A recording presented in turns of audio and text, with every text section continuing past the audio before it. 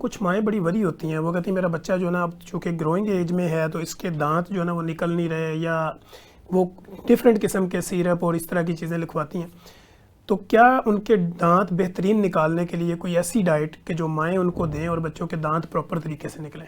اچھا، ایک تو یہ ہے جب ٹیتھنگ کا ٹائم ہے بچوں کو، ایک چیز آپ بچوں کو ٹرین کریں کہ بچے نے اس پہ ہاتھ نہیں مارنا. تھوڑا سا جب دانت نکل رہا ہوتا ہے بچے اوپر، اس کی وجہ سے دانت ٹیڑے نکلنے لگ جاتے ہیں.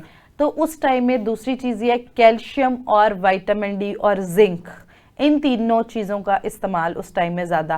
دودھ، دہی، مکھن، یہ والی چیزوں کا استعمال زیادہ. اور اس کے ساتھ ساتھ دوسری چیز ہے زنک کا استعمال زیادہ. تو اکثر مائیں کیا کرتی ہیں زنک کے سیرپ دے دیتے ہیں تاکہ دانت نکل رہے ہیں انفیکشن بھی نہ ہو. اور زنک بڑی بہترین چیز ہے، لیکن زنک ہم نٹس، کوکونٹ کھوپرا جو ہے اس کے اندر زنک کا بڑا اچھا کانٹینٹ موجود ہے.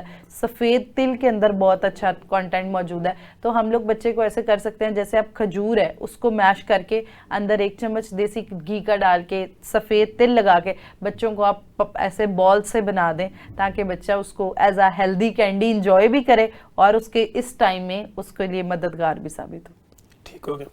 اچھا ڈاکٹر صاحب، جو ڈائبیٹک پیشنٹ ہوتے ہیں، شوگر کے مریض ہیں، ان کا اگر ہم نے بہترین ناشتہ تیار کرنا ہو صبح کے ٹائم تو وہ آپ کی نظر میں کیا ہوگا؟ اچھا، جو شوگر پیشنٹ ہے نا، انہوں نے بس ایک چیز میک شور کرنی ہے کہ جب بھی وہ ناشتہ کریں اس سے پہلے انہوں نے کوئی فائبر کا سورس لینا ہے تاکہ اس ناشتے سے ان کی شوگر ریز نہ ہو. کیونکہ جب ہم لوگ ڈائریکٹ ناشتہ کرتے ہیں تو شوگر بہت نیچے گئی ہوتی ہے. تو جب ڈائریکٹ روٹی یا چاول یا کوئی بھی چیز ڈبل روٹی استعمال کریے اس سے ایک دم شوگر لیول ہائی ہو جاتا ہے. تو خالی پیٹ پہلے تو فائبر کا استعمال کریں. چیا سیڈ پی سکتے ہیں، اسبگول کا چھلکا کھا سکتے ہیں، ایک سیب چھلکے سمیت کھا سکتے ہیں، 7 بادام کی گریاں کھا سکتے ہیں. اس کے 15 منٹ بعد ناشتہ کریں اور ناشتے میں بران بریڈ لے سکتے ہیں. دلیا ایک سب سے بہترین آپشن ہے. دلیے کا استعمال کیا جا سکتا ہے بغیر چینی کے. اگر میٹھا اندر ایڈ کرنا ہے اسٹیویا ایڈ کیا جا سکتا ہے. اس کے علاوہ ایک ابلا ہوا انڈا ساتھ استعمال کر لیں یا آملیٹ، اور اس کے ساتھ جو اور گندم مکس کر کے اس کی روٹی استعمال کی جا سکتی ہے. ٹھیک ہے ڈاکٹر صاحب، میں وزن کم کرنا چاہتی ہوں لیکن میں روٹی نہیں چھوڑ سکتی، اس کا کیا حل ہے؟ ملٹی گرین روٹی کی طرف آ جائیں. خالی گندم جو ہے آپ لے رہے ہیں اس کے اندر اتنا گلوٹن کانٹینٹ زیادہ ہے، اور گلوٹن آپ سمجھ لیں گندم کی چینی کہہ سکتے ہیں آپ اسے. تو اس وجہ سے کوشش یہ ہم نے کرنی ہے کہ آپ ملٹی گرین، آپ اس روٹی کو جو کی روٹی بنا کے کھا سکتے ہیں، یا پھر جو چوکر اور تھوڑی سی السی اور تھوڑا سا گندم کا کنٹینٹ لے رہے ہیں، ان سب آٹے کو آپ برابر پسوا لیں اور یہ ملٹی گرین فلور بن جائے گا. تو اس کا استعمال، اس کی روٹی جو ہے وہ آپ دن میں بے شک 2 استعمال کر سکتے ہیں نا. باقی روٹی چھوڑ نہیں سکتے، روٹی کی تعداد کم ضرور کر سکتے ہیں. آپ 2 روٹیاں کھاتے ہیں آپ 1 کھا لیں، آپ 1 کھاتے ہیں تو آپ آدھی کھا لیں. اور بہترین آئیڈیل سائز ہوتا ہے 6 انچ کی روٹی. سی ڈی جتنی ایک سی ڈی ہوتی ہے اس کے سائز کی روٹی آپ استعمال کریں. اور وزن کم میں کوئی ضروری نہیں آپ روٹی چھوڑیں، آپ روٹی استعمال کر کے بھی بہترین وزن یعنی اس کی کوانٹٹی کو آپ کم کر سکتے ہیں. جی بالکل. ٹھیک ہے. اچھا ڈاکٹر صاحب، یہاں پہ اب ہم یہ بات کرتے ہیں کہ وہ لوگ جو ایک تو ویٹ ریڈکشن کے اوپر ہوتے ہیں اور ان کا جو کھانے کی ٹائمنگ ہوتی ہے وہ بہت لیٹ کر دیتے ہیں. مثلا رات کا کھانا وہ اتنا لیٹ جا کے کھاتے ہیں، تو کیا رات کا لیٹ کھانا کھانے سے بھی ویٹ بڑھ جاتا ہے؟ بالکل. ہم جب جو ریکمنڈیشن ہے وہ یہ ہے کہ سونے سے 3 گھنٹہ پہلے آپ اپنا کھانا کھا چکے ہیں اور آپ کا معدہ خالی ہو، اور پھر آپ جو ہے وہ سوئیں. آپ کوشش یہ کرنی ہوتی ہے کہ ہم لوگ رات کو جیسے انٹرمیٹنٹ فاسٹنگ ہے، اب عام انسان کے لیے بھی جتنی ریسرچز پروف کر رہی ہیں، اگر آپ بیماریوں سے بچنا چاہتے ہیں یا بیماریاں ہو گئی ہیں یا وزن، انٹرمیٹنٹ فاسٹنگ کریں. یعنی کم از کم 16 گھنٹے.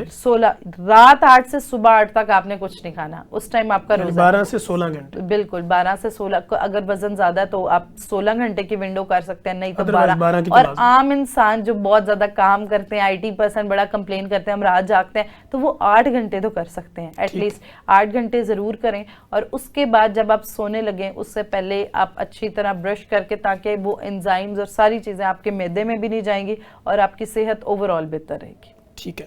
اچھا ڈاکٹر وردہ، انٹرمیڈیٹ فاسٹنگ کے اندر دودھ کا استعمال کیا جا سکتا ہے؟ بالکل بھی نہیں.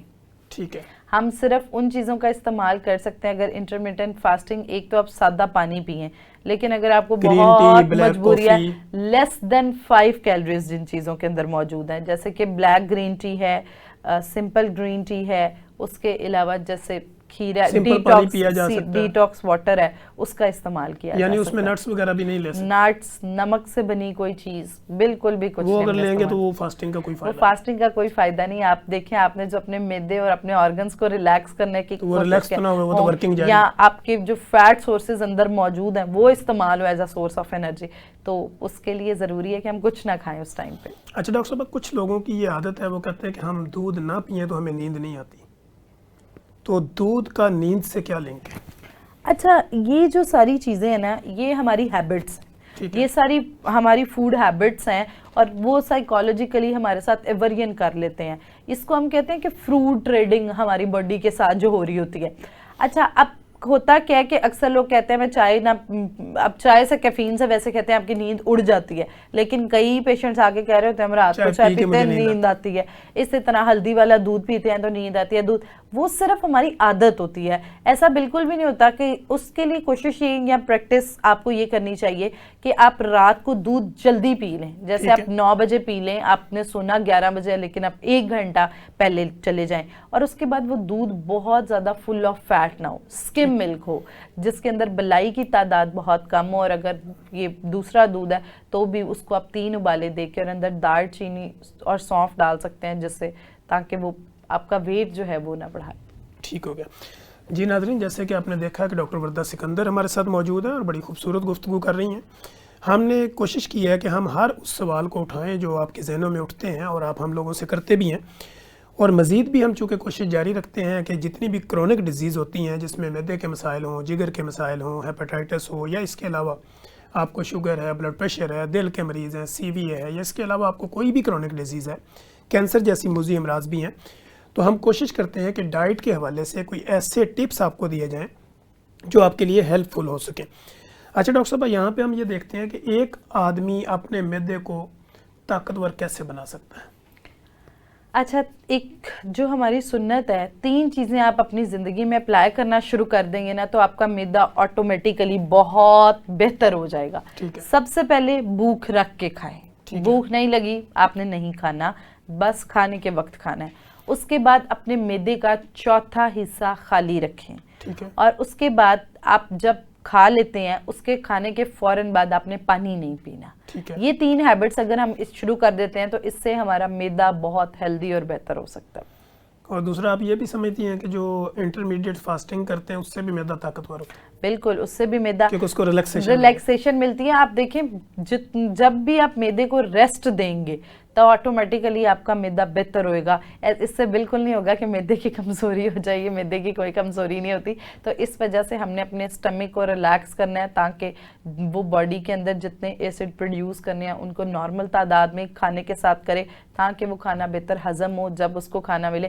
جب آپ ہر ٹائم کھانا اسے دے رہے ہوں گے تو آٹومیٹیکلی باڈی کو بھی سمجھ نہیں آتی وہ کیا کرے. تو معدہ فوراً کوشش کرتا ہے میں اپنے کھانے کو لارج انٹسٹائن میں ڈالوں, اور اس کی وجہ سے کانسٹیپیشن, ویٹ گین, لوڈ زیادہ پڑ جاتا ہے, بالکل وہ ساری مسائل شروع ہو جاتے ہیں.